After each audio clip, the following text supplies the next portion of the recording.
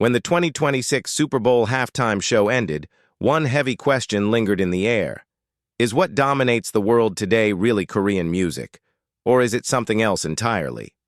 K-pop is now a regular presence on the Billboard charts. Global luxury brands line up to appoint K-pop artists as their ambassadors. By the numbers, it looks like a clear victory. But the moment we confront the phenomenon called Bad Bunny, an uncomfortable yet revealing truth emerges. There is a decisive gap between success as a genre and dominance as a culture. This is not a story about who is better. It is a story about how culture actually spreads. A genre built by systems versus a culture built by roots. K-pop may be the most precisely engineered genre in modern pop history. Perfected performances, rigorously trained artists, and a globally synchronized digital fandom system have turned it into an extraordinarily efficient cultural machine. Through this system, K-pop successfully adapted to and penetrated the Western market. Bad Bunny moves differently. He does not operate like a genre. He operates as culture itself.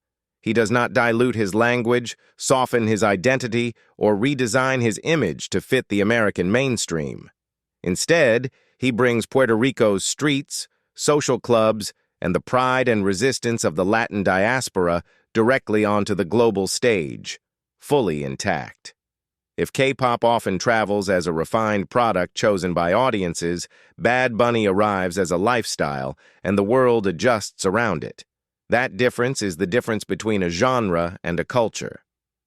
Fan power versus universal presence. The power of K-pop is undeniable. Highly organized fandoms, coordinated streaming, and extraordinary purchasing intensity function almost like a cultural strike force. Charts can be conquered, records can be broken. Yet for many listeners, K-pop is still something they must actively seek out. It is passionately loved by its community, but outside that circle, it can remain a specialized category rather than a default soundscape.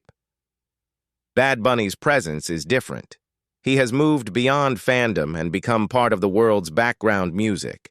Despite Spanish being on paper a language barrier, his songs flow naturally through clubs, restaurants, streets, and radio rotations.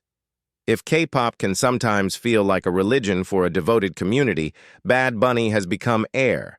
This is not a value judgment. It is a structural distinction between genre-scale success and culture-scale presence.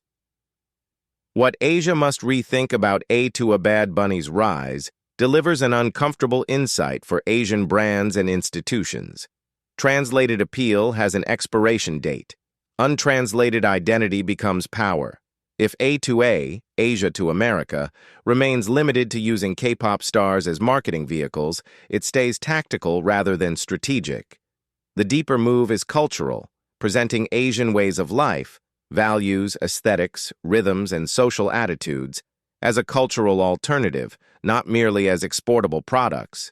Technology can become a genre, products can become a genre, but the way people live with them, the software of meaning, must become culture.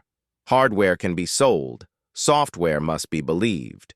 Don't aim for the US, aim for the Americas and your amigos. Here is the real strategic pivot. When K-pop says it wants to go to the US, it often imagines a single gatekeeper called America, US media, US charts, US tastemakers. But what if the map itself is wrong? If we stop thinking the US and start thinking the Americas, a different reality appears.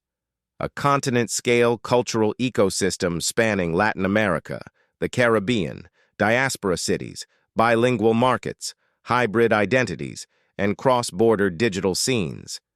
The variables multiply, the entry points diversify. The reception becomes more open, because the cultural grammar is already multicultural by design. Bad Bunny did not win by translating himself into America. He expanded the definition of America by bringing his root culture into it. And here is one more shift that matters. Stop chasing luxury approval as the ultimate validation. Luxury campaigns are powerful, but they are not the deepest path to cultural territory. Culture scales less through red carpets and more through everyday alliances. If K-pop and Asian brands want to become culture, not just a successful genre, the more resilient path may be to build with the people who already live the Americas every day. Your amigos, community founders, DJs, promoters, restaurant owners, barbershop and salon networks, neighborhood creators, diaspora organizers, and bilingual storytellers. Culture does not spread only through prestige. It spreads through friendship, trust, and daily repetition, through the places where people actually gather, listen, dance, eat, and live. The question, then, is no longer whether K-pop can be accepted. It is whether K-pop can form alliances and reshape the cultural map the way Bad Bunny already has.